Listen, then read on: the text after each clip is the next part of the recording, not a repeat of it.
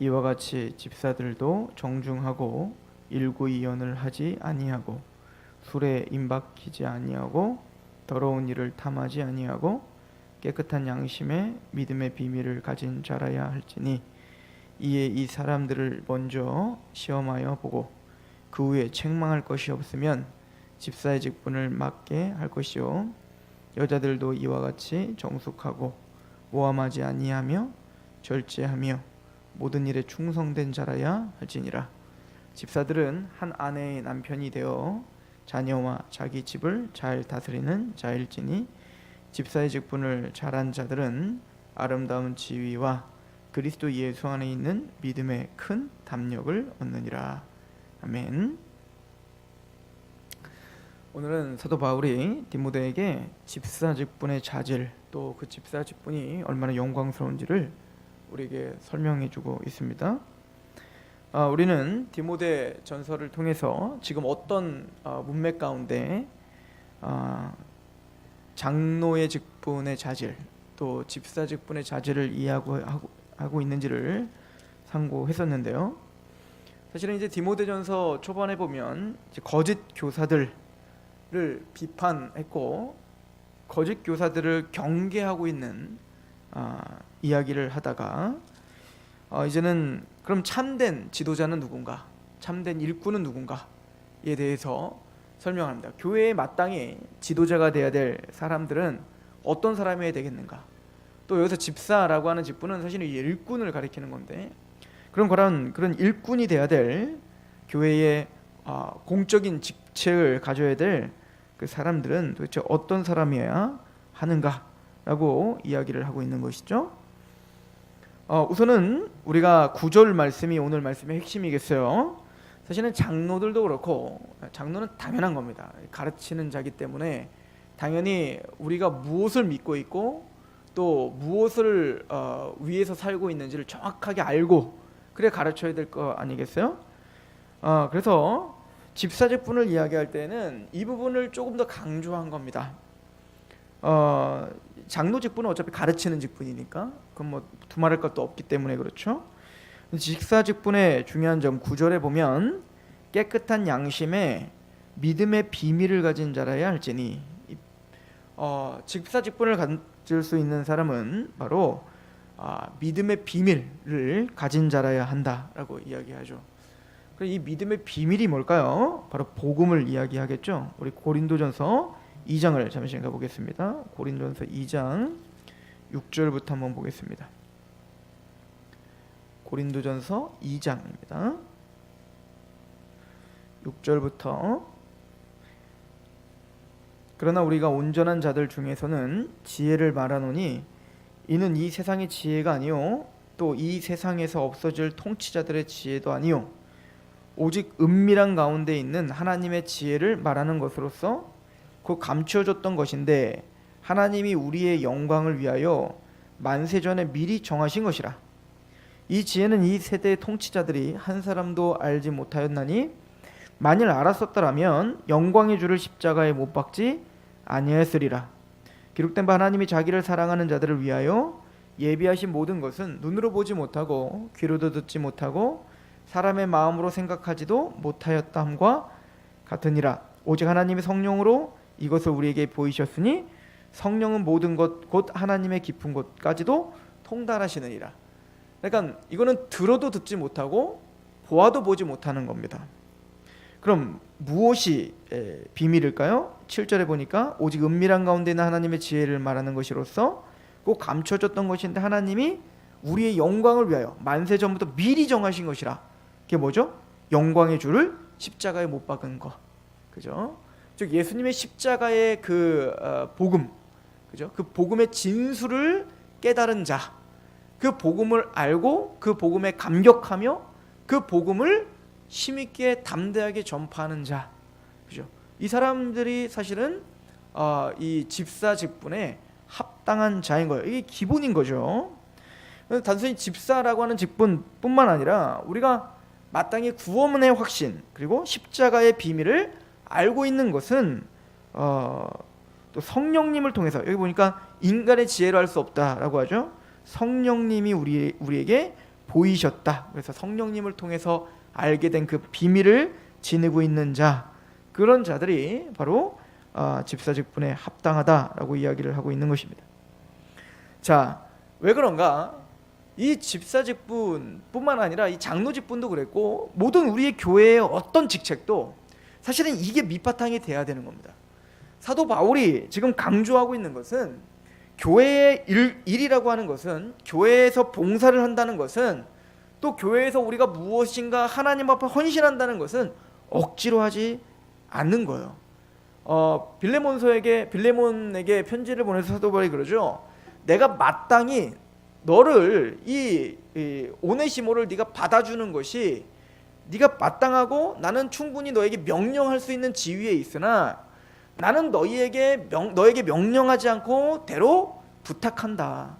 왜냐하면 이 좋은 일이 억지같이 되지 않기를 바라노라 라고 이야기를 한다고요.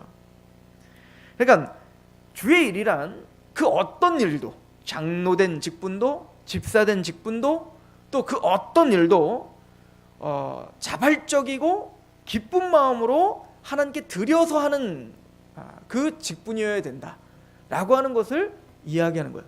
그래서 이 집사직분의 가장 중요한 건 뭐냐면 바로 믿음의 비밀을 가진 자입니다.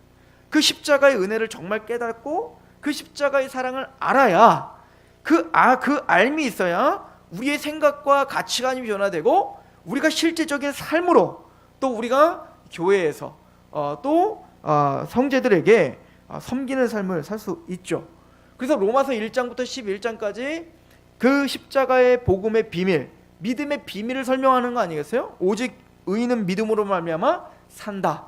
오직 예수 그리스도의 십자가로만 우리의 범죄함 때문에 내줌이 되셨고 또 우리를 의롭다 하시기 위하여 다시 예수님은 부활하셨다 라고 하신 그 복음의 진수를 로마서 1장부터 11장까지 이야기하시고, 그리고 사도 바울은 12장에 그러므로 이제 너희가 하나님이 기뻐하시는 거룩한 산제물로 너희 몸을 드리라 라고 하는 거죠.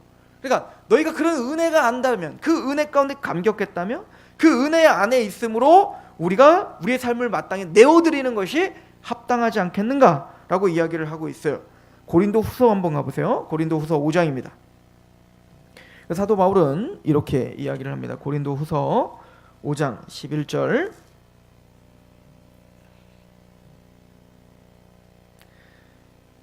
우리는 주의 두려우심을 알므로 사람들을 권면하거니와 우리가 하나님 앞에 알려졌으니 또 너희의 양심에도 알려지기를 바라노라. 우리가 다시 너희에게 자천하는 것이 아니오 오직 우리로 말미암아 자랑할 기회를 너희에게 주어 마음으로 하지 않고 외모로 자랑하는 자들에게 대답하게 하려 하는 것이라. 우리가 만일 미쳤어도 하나님을 위한 것이요 정신이 온전하여도 너희를 위한 것이니, 즉 하나님과 교회를 위해서 살았다는 거죠. 사도 바울이 하나님과 성도 섬기는 일, 영혼 섬기는 일에 사나 죽으나 하나님께 예배자의 삶을 살았다는 거예요. 그게 사명에 이끌려 살았다는 거예요. 14절, 어떻게 이렇게 살 수 있었죠? 그리스도의 사랑이 우리를 강권하시는도다. 우리가 생각하건대 한 사람이 모든 사람을 대신하여 죽었은즉 모든 사람이 죽은 것이라. 그가 모든 사람을 대신하여 죽으심은 살아있는 자들로 하여금 다시는 그들 자신을 위하여 살지 않고 오직 그들을 대신하여 죽었다가 다시 살아나신 이를 위하여 살게 하려 함이라. 즉 사도 바울이 그렇게 사명의 길을 걸을 수 있었던 것은 어거지로 할 수 없는 거였어요. 사도 바울은 분명한 원리를 알았습니다. 우리가 만일 미쳐서도 하나님을 위한 것이고 정신이 온전하여도 바로 너희를 위한 것인데 그리스도의 사랑이 우리를 강권한다는 겁니다. 이것을 로마서 5장에는 성령님께서 하나님의 사랑을 우리에게 부어주신다라고 이야기를 하죠. 그 성령님은 그 믿음의 비밀, 즉 복음의 비밀을 성령님이 우리를 알게 하실 뿐만 아니라 끊임없이 우리에게 그 십자가의 은혜를 부어주셔서 그 하나님의 사랑에 강권하시게 하신다고요. 그래서 그 강권된 그 사랑 때문에 우리는 내 몸을 거룩한 산제물로 드릴 수밖에 없는 인생이 됐어요. 그래서 사도 바울은 이렇게 이야기를 합니다. 17절에 그런즉 누구든지 그리스도 안에 있으면 새로운 피조물이라. 이전 것은 지나갔으니 보라 새 것이 됐다. 이제 완전히 새롭게 됐다는 겁니다. 그 복음이 내 가치관을 주장하고 있다는 거예요. 복음이 나의 어떤 마음을, 나의 어떤 삶의 패턴을 인도하고 있다는 얘기잖아요. 왜요? 15절 다시 보면 그가 모든 사람을 대신하여 죽으심은 살아있는 자들로 하여금 다시는 그들 자신을 위하여 살지 않고 오직 그들을 대신하여 죽었다가 다시 살아나신 이를 위하여 살게 하려 하심이라. 주를 위해 살게 한다는 거예요. 나를 구원하신 그 십자가의 은혜가 너무 감사하여 그 예수를 위한 삶을 산다는 거죠. 근데 그렇게 우리를 사랑하시고 우리가 지극히 사랑하는 그 주님이 죄인들을 위해서 살았다는 거죠. 죄인들을 어찌하든 하나님과 화목하게 하기 위하여 그 목적으로 자신을 하늘의 미랄로 땅에 떨어뜨려 썩어지게 하는 인생을 사셨다고요. 예수님은 가장 높으신 이로서 가장 낮은 곳으로 오셔서 죽기까지 복종하셔서 그렇게 악독했던 죄인인 우리를 위해, 나를 위해 십자가에 죽기까지 복종하시는 삶을 사셨다고요. 그래서 우리는 그 지극히 사랑하는 예수가 누구를 위해서 살았는지를 알기 때문에 우리도 그 예수님의 삶을 따라가려고 하죠. 왜? 그 사랑에 강권돼요. 그래서 우리는 새로운 피조물이라 라고 이야기하고는 5장 18절에 이렇게 이어서 말합니다. 모든 것이 하나님께로부터 났으며 그가 그리스도로 말미암아 우리를 자기와 화목하게 하시고 또 우리에게 화목하게 하는 직분을 주셨으니 곧 하나님께서 그리스도 안에 계시사 세상을 자기와 화목하게 하시며 그들의 죄를 그들에게 돌리지 아니하시고 화목하게 하는 말씀을 우리에게 부탁하셨느니라. 예수 그리스도로 말미암아 하나님과 화목하게 될 뿐만 아니라 죄사함을 받고 이제는 우리가 하나님께 예배하는 화목하게 된 자뿐만 아니라 우리는 이제 화목하게 하는 직분을 받았다는 걸 알고 사는 거죠. 이제는 예수님이 걸어가셨던 그 길처럼 이제 나를 통하여 누군가가 구원을 받고 나를 통하여 누군가가 성장하고 나를 통하여 누군가가 회복되어 하나님과 화목되게 되는 그런 인생의 목적을 두고 살게 됐다라고 사도 바울은 이야기하고 있는 거예요. 그래서 20절은 말하죠. 그러므로 우리가 그리스도를 대신하여 사신이 되어 하나님이 우리를 통하여 너희를 권면하시는 것과 같이 그리스도를 대신하여 간청하라니 너희는 하나님과 화목하라. 이게 이 사도 바울의 삶의 목적지였고 또 그를 인도하는 그 십자가의 사랑이 그를 강권하여 데리러 가는 방향이었다라고 이야기를 합니다. 그래서 고린도전서를 한번 가보시겠어요? 고린도전서 10장에 가면 과연 그러면 우리가 화목하게 하는 자로서 또 그 사랑에 강권된 자로서 우리가 어떤 삶을 살죠? 예수님이 어떤 삶을 살았죠? 고린도전서 10장입니다. 이렇게 살죠. 23절 모든 것이 가하나 모든 것이 유익한 것이 아니요 모든 것이 가하나 모든 것이 덕을 세우는 것은 아니니 누구든지 자기의 유익을 구하지 말고 남의 유익을 구하면서 사는 겁니다. 우리는 자유합니다. 진리를 할지니 진리가 너희를 자유케 하리라. 우리는 자유한 사람들이에요. 우리를 구원해서 떨어뜨릴 자가 없습니다. 그러나 그것은 우리를 방종으로 데려가지 않습니다. 그 어떤 서신서도 그 어떤 성경도 은혜로 구원을 받고 십자가의 그 은혜로 우리가 해방됐기 때문에 우리는 구원받기 전보다 훨씬 못한 삶을 산다라고 말하는, 또 우리가 구원받았기 때문에 우리는 방종하며 내 맘대로 산다라고 하는 구절은 한 군데도 없습니다. 그렇게 주장한다면 그들은 구원받지 못한 것입니다. 복음을 제대로 이해하지 못한 겁니다. 복음을, 그 비밀을 제대로 깨달았다면 이제 우리는 우리의 유익을 구하지 않고 남의 유익을 구하면서 살아요. 그래서 힘들어요. 그래서 고난이고 그래서 우리는 포기하며 살죠. 희생하며 살죠. 이런 삶을 이렇게 말합니다. 31절에 그런즉 너희가 먹든지 마시든지 무엇을 하든지 다 하나님의 영광을 위하여 하라. 그래서 우리는 모든 먹든지 마시든지 무엇을 하든지 우리는 하나님의 영광을 위해서 살기로 결정한 사람들입니다. 우리는 새로운 피조물이 됐어요. 어떻게 해요? 먹든지 마시든지 무엇을 하든 하나님의 영광을 위해 사는 삶, 모든 삶이 예배가 되기를 갈망하는 삶. 물론 우리는 완벽하진 않지만 이 방향도 잃어버리면 안 되겠죠.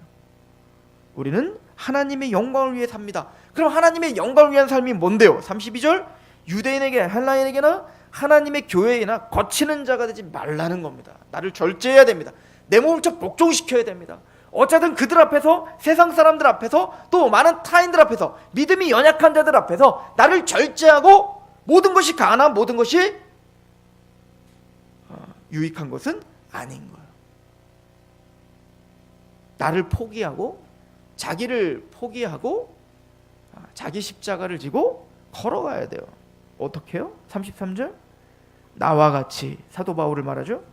나와 같이 모든 일에 모든 사람을 기쁘게 하여 자신의 유익을 구하지 아니하고 많은 사람의 유익을 구하여 그들로 구원을 받게 하라. 사도 바울은 분명한 목적을 두고 살았습니다. 하나님을 위해서 살았고 영혼들을 위해서 살았습니다. 그래서 하루하루의 삶을 복종시켰고 내 몸을 좀 복종시킨 거예요. 절제했던 겁니다. 11장 1절은 사도 바울은 나와 같이 살아라. 근데 이 삶이 누구의 삶이었죠? 11장 1절 내가 그리스도를 본받은 자가 된 것 같이 너희는 나를 본받아라. 이게 예수님의 삶이었다는 거예요. 그 예수의 사랑이 우리를 강권합니다. 그 믿음의 비밀이 우리를 강권합니다. 그럼 우리를 어디로 데려가야 될까요?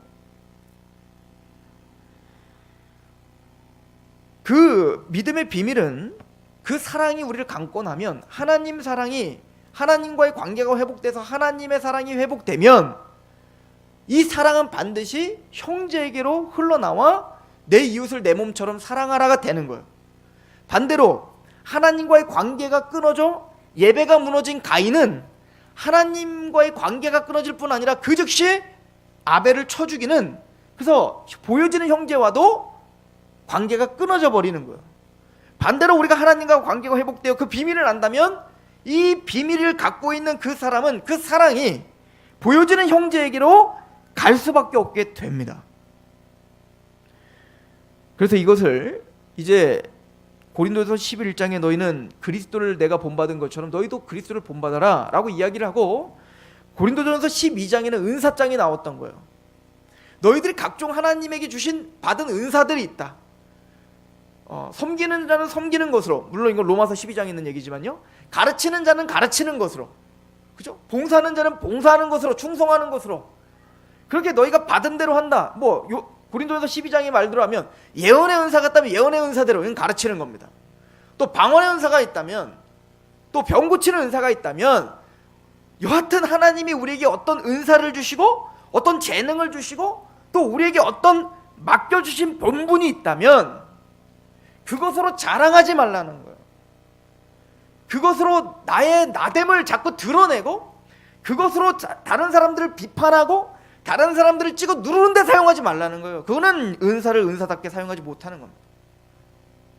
그래서 고린도서 12장에 그 은사에 대해서 너희가 그런 직책을 받았으니까, 너희가 그런 은사를 받았으니까, 너희가 그런 하나님의 구원을 받아 그 비밀을 가진 자로서 새로운 피조물이 되어 이제는 나의 유익을 구하지 않고 남의 유익을 구하는 삶이니까 그 은사를 활용할 때, 또 너희가 직분을 맡아 그 직분을 충성을 다할 때, 그래서 고린도전서 13장에 사랑하라 라고 이야기하고 있는 겁니다. 사랑하라. 근데 그 사랑이 어떤 사랑이죠? 13장 가보세요. 고린도전서 13장 4절. 사랑은 오래 참고, 사랑은 온유하며, 시기하지 아니하며, 사랑은 자랑하지 아니하며, 교만하지 아니하며, 무례히 행하지 아니하며, 자기의 유익을 구하지 아니하며, 성내지 아니하며, 악한 것을 생각하지도 아니하며, 불의를 기뻐하지 아니하며, 진리와 함께 기뻐하고, 모든 것을 참으며, 모든 것을 믿으며, 모든 것을 바라며, 모든 것을 견디느니라. 이 사랑은 영원할 것이다 라고 이야기를 하고 있는 것이죠. 사랑은 감정을 뛰어넘는 거라고 말합니다. 사랑은 현실이에요. 현실적인 삶의 정황 속에서 우리가 참는 거고, 그 사랑은 그 현실 속에서 내가 가진 것을 자랑하고 뽐내는 게 아니라 그것으로 남의 유익을 구하는 거고, 또 사랑은 화가 날 때 그 화를 내지 않고 그것을 참고 또 무례히 행치 않는 거, 예의 있게 대하는 겁니다. 사랑한다면 그에 대하여 예의를 갖춰야 되는 겁니다. 성내는 것을 줄이고 악한 것을 생각하지 않습니다. 불의를 기뻐하지 않습니다. 그 진리를 알게 하고자 합니다. 이게 사랑이에요. 오늘 본문으로 한번 가보시겠습니까? 지금 사도 바울의 어떤 그 사도 바울의 복음의 비밀을 가진 자로서 그 사랑이 강권된 것이 어디로 데리고 가는지, 그 결론은 바로 사랑입니다로 데리고 가되, 그 사랑이란 단순히 감정, 종교적인 어떤 엑스타시 이런 것이 사랑이 아니라 사랑은 현실 속에서 실제적인 거다, 이것을 강조하고 있죠. 그리고는 집사직분을 이렇게 설명하는 거야. 가봅시다. 디모데전서 3장 8절. 이와 같이 집사들도, 이와 같이라는 건 장로들이랑 똑같다 이거야. 우리가 지난주에 장로를 살펴봤을 때 어땠죠? 장로는 종교적인 어떤 의식과 종교적인 예식으로 그럴듯한 어떤 권위주의를 버려라, 그걸로다가 장로됨을 우리는 말하지 않습니다. 그거와 같이 삶의 정황 속에서 집사됨을 우리는 찾아야 돼요. 이와 같이 집사들도 어떻게 하죠? 정중하죠. 그죠? 사랑은 예의 있는 겁니다. 무례히 행치 않는 겁니다. 우리가 어떤 직분을 얻었다고 해서 그것이 다른 누군가에게 예의 없게 하거나 그의 사람의 마음을 상하게 해도 된다는 건 아닙니다. 우리가 직분을 받았다는 건 무례히 행치 않고 정중하게 그 모든 일들을 처리할 수 있는 그런 삶의 태도들이 있어야 되는 거예요. 그래서 지난주에 얘기했죠. 우리가 믿음이 있노라 하고 남들에 대해서 함부로 이야기하고, 그죠? 함부로 사람들을 판단하고 그렇게 하는 것은 신앙이 뭔가 잘못되어 있는 겁니다. 그의 성품이 변화됩니다. 정중합니다. 일구이연을 하지 않고, 뭐죠? 말과 행동이 따로 놀지 않는다. 실제적인 삶을 말하는 거예요. 우리가 믿음의 고백과 또 우리의 삶이 따로 놀지 않는다는 거예요. 완벽할 수는 없겠죠? 그러나 우리의 방향성은 여기 있는 거예요. 술에 임박히지 아니하고 실제적인 삶 속에서 세상의 쾌락을 탐닉하지는 않습니다. 더러운 일을 탐하지 않습니다. 아까 사랑은 내 유익을 구하지 않습니다. 먹든지 마시든지 하나님의 영광을 위해서 합니다. 그래서 이 더러운 일을 탐하지 않아요. 그리고 12절은 이렇게 이야기하죠. 집사들은 한 아내의 남편이 되어 자녀와 자기 집을 잘 다스리는 자일지라. 나의 삶의 정황 속에서 그 믿음의 열매들이 드러나야 되는 거죠. 삶의 정황 속에서, 그 삶 속에서 남편은 남편답게, 아내는 아내답게, 자녀는 자녀답게 그 본분을 지키는 겁니다. 그래서 그곳에서 지켜야 될 마땅한 남편으로서의 예의가 있고, 또 아내로서 마땅히 지켜야 될 예의가 있고, 마땅히 자녀로서 지켜야 될 공경이 있는 거예요. 권위의 복종이 있고 사랑이 있는 그런 가정 안에서부터 신앙은 실현되는 거예요. 그 신앙은 발현되고 열매 맺고 증거되는 거예요. 아, 이 사람이 신앙이 있네는 교회 안에서 많은 말을 떠들고 앞에 서고 그곳에서 화려한 것이 신앙이 아니라, 신앙은 실제적인 삶의 정황 속에서 드러난다라고 성경은 가르치는 거예요. 그래서 신앙이 더 어려운 거예요. 그래서 말씀답게, 말씀으로 우리가 신앙을 점검하는 것은 그래서 더 어렵죠. 왜? 그냥 나의 삶이 어떻든 그냥 이곳에 와서 일주일에 한 번만 툭툭 먼지 털고 그럴듯하게 앉아있으면 참 신앙 좋습니다 라는 말 들으면 되는데, 성경에서 말하는 신앙이란 그게 아니라 삶의 정황 속에서 열매가 드러난다 라고 이야기하는 거예요. 11절도 보십시오. 여자들도 이와 같이 정숙하고 모함하지 아니하며 절제하며 모든 일에 충성된 자라. 정숙하고 모함하지 않고, 다 인격에 관련된 거죠. 절제합니다. 그죠? 특별히 고린도전서 12, 13, 14, 15 이걸 제가 몇 번 반복적으로 얘기했었는데, 많은 그 교회 안에서 특별히 이 자매님들이 아마 막 성령이 역사가 있고, 그러니까 그 자기가 가진 거를 막 자랑하고 그것들을 막 질서 없이 이야기하고 했었던 것 같습니다. 그러나 성령의 사람이란 질서가 잡히는 겁니다. 균형이 잡히는 거고, 그리고 이것을 해야 될 때와 말아야 될 때를 정확하게 인식하는 겁니다. 그렇죠? 또 충성되며 절제하는 자다. 라고 이야기를 하고 있습니다. 이 여자 이 11절은 사실은 좀 논쟁이 됩니다. 사실은 여기서 말하는 집사는 우선 기본적으로는 서리 집사를 말하는 건 아닙니다. 이 서리 집사는 우리 임시직이라고 하죠. 이건 성경에 없지만 우리가 그냥 편의상 우리가 세운 거예요.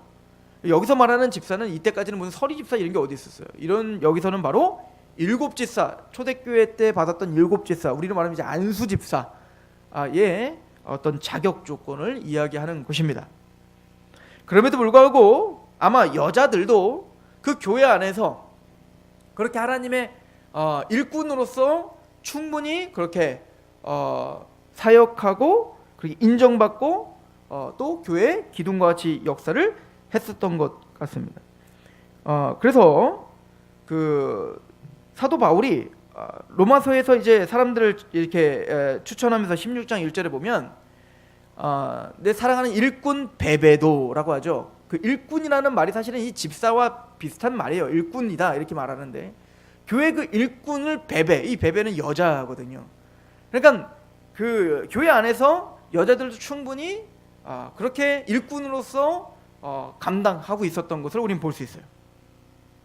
그럼 이것을 우리는 볼 때 어찌 됐든 우리가 집사 직분을 할 때 또 더 나아가 어떤 책무를 맡건 우리는 그 집사됨 또 성도됨 참된 복음 참된 신앙이란 무엇인가 이것을 지난주와 이번 주에 연속적으로 계속 이야기하고 있는 겁니다. 그것은 뭐죠? 삶의 정황 속에 드러나는 열매들을 통해서 우리는 그 신앙을 증거한다 라고 하는 것을 이야기합니다. 그리고 이렇게 마치죠. 13절에 집사의 직분을 잘하는 자들은 아름다운 지위와, 사실은 이 아름다운 지위라고 할 때 사실은 집사 직분 대단히 영광스럽고 또 아름답고 주님이 영화롭게 생각하는 직분이다 라고 하는 것을 인식해야 된다는 거예요. 우리가 그렇게 주의 일에 그렇게 그래서 우리는 집사 직분을 사모해야 되는 겁니다. 우리는 그렇게 하고 싶어 하는 거예요. 그렇게 일꾼이 되고 싶어 해야 되는 겁니다. 이게 마땅한 겁니다. 왜냐하면 그건 아름다운 직분이기 때문에 그렇습니다. 하나님이 세우신 영광스러운 직분이기 때문에 그렇습니다. 그리고 하나를 더 약속합니다. 그리스도 예수 안에서 집사 직분을 잘하는 자들은 아름다운 지위와 그리스도 예수 안에 있는 믿음의 큰 담력을 얻는다. 이 두 가지로 우리가 해석할 수 있어요. 우리는 사실은 다시 말하지만 복음의 비밀, 그 믿음의 비밀을 가진 자가 마땅히 드러내야 될 열매, 그 열매가 마땅히 드러나는 삶의 정황에서 드러나는 그 사람을 통해서 그를 집사 직분을 세워라 시험해보고 그렇게 삶의 열매가 드러나는 사람들을 집사 직분을 세워라 라고 이야기하잖아요. 그러니까 그 집사 직분을 잘 한다는 것은 뭘까요? 우리가 그 담대한 복음의 비밀을 갖고 그 열매가 드러나고 있다는 얘기거든요. 그 얘기는 우리가 그 열매들이 드러남으로 우리는 더욱더 우리의 구원의 확신이 더욱더 강해질 수밖에 없는 겁니다. 그렇구나, 내가 주의 나무에 지금 접붙여 있구나. 그래서 좋은 나무에 우린 좋은 열매가 드러나듯 나는 포도나무에 너는 가지니 너희가 나를 떠나서는 아무런 열매도 맺지 못한다 라고 말한 것처럼 우리 안에 이런 선한 열매들이 물론 완벽할 수 없다라고 말합니다. 그러나 우리의 삶 속에서 끊임없이 그런 몸부림이 쳐지려고 하고 또 이렇게 이런 삶의 정황 속에서 우리가 그 복음을 드러내려고 하는, 그래서 우리의 삶을 계속 복종시키려고 하는 그런 삶이 드러나는 걸 통해서 우리는 내가 진짜 구원받은 사람이구나, 내가 이렇게 하나님의 말씀 앞에 두렵고 떨림으로 서서 내가 그렇게 성장하는 사람이구나를 통해서 우리의 믿음은 더욱더 단단해질 수 있다는 거예요. 더 나아가서 이것은 믿음의 비밀인 복음을 전하는 일을 더욱더 큰 담력을 갖고 행할 수 있다는 겁니다. 그렇겠죠. 여러분들, 예수님께서 마태복음 5장에 너희는 소금과 빛인데 너희는 착한 행실을 비춰 하나님으로 하여금 하나님께, 세상으로 하여금 하나님께 영광을 돌리게 하라, 이거 아니에요? 그냥 우리가 빛으로서 세상에게 복음을 전하는 자로서 비출 수 있는 빛이 뭐라고요? 착한 행실이라고요. 그죠? 이런 사랑을 드러내고 우리의 가정에서부터 시작하여 우리의 삶의 정황 속에서 이런 삶을 드러낼 때, 거룩한 구별된 삶을 드러낼 때 우리는 복음을 전할 때 더욱더 담대함을 갖고 전할 수가 있겠죠. 그래서 사도행전 2장은 초대교회를 이렇게 설명합니다. 모이기를 힘썼고 떡을 떼었고, 그죠? 그리고는 온 세상에 칭찬을 받음에 구원 없는 자가 날마다 더하더라 라고 이야기를 하고 있죠. 우리는 오늘 집사 직분의 그 아름다운 그 영광스러운 직분이 무엇이며 또 그 집사 직분의 자질이 도대체 무엇인가를 통해서 사실은 신앙의 본질이 무엇인가를 지금 상고하고 있는 겁니다. 신앙의 본질이란 그 믿음의 비밀을 갖고 있는 자야 됩니다. 그래서 하나님의 사랑에 강건하여, 그 십자가에 강건하여 우리는 살아도 주를 위해 살고 죽어도 너희를 위해 내가 산다. 죽어도 내가 주를 위해 죽고 내가 살아도 너를 위해 산다라고 했던 사도 바울처럼 분명한 목적의식을 갖고 살아요. 그 목적의식이 뭐였죠? 먹든지 마시든지 무엇을 하든지 하나님의 영광을 위하여 하라. 나의 유익을 구하지 말고 남의 유익을 구하여 그들로 나를 통하여 구원을 얻게 하라. 이것이 그리스도를 본받는 삶이다. 그렇죠? 그러다 보니 그 사랑은 실제적인 삶 속에서 사랑이란 바로 온유한 거고, 오래 참고, 또 악을 기뻐하지 않고 진리를 기뻐하고 무례히 행치 않고, 그런 실제적인 삶 속에서 우리의 삶이 그리스도의 빛을 드러낼 수 있도록, 그래서 우리가 그렇게 성장하여 여러분들의 믿음이, 그 담력이 더욱더 단단해지고 성장하고 그 복음을 전파하는 것이 더욱더 우리가 힘이 있어지기를 축원합니다. 기도하겠습니다. 하나님 아버지, 거룩한 집사 직분에 대해서 우리가 상고했습니다. 주여, 완벽할 수 없지만 우리는 하루하루 그 복음의 비밀을 붙들고 그 하나님의 사랑에 강권되어 오늘 다시 한번 내 몸을 복종시키기로 결정합니다. 몸부림치며 주의 복음을 영화롭게 하기 위해 오직 먹든지 마시든지 무엇을 하든지 하나님께 영광이 되는 삶이 되게 하기 위해 우리는 또 절제하고 정숙하고 또 충성을 다하려고 합니다. 그래서 우리가 구원받은 사람이군요. 그래서 우리의 이름이 하늘의 생명의 책에 기록된 것이 더욱더 날이 갈수록 확고해지고 담대해지고, 또 우리가 전파하는 복음을 더 힘있게 담력을 갖고 전할 수 있는 그런 수준으로 우리를 인도하시고 성숙시켜 주옵소서. 주께서 우리에게 맡겨주신 그 직분을 아버지 거룩하게 여기고 영화롭게 여기며 존귀하게 여길 수 있는 믿음이 있게 하옵소서. 예수님의 이름으로 감사하며 기도합니다. 아멘.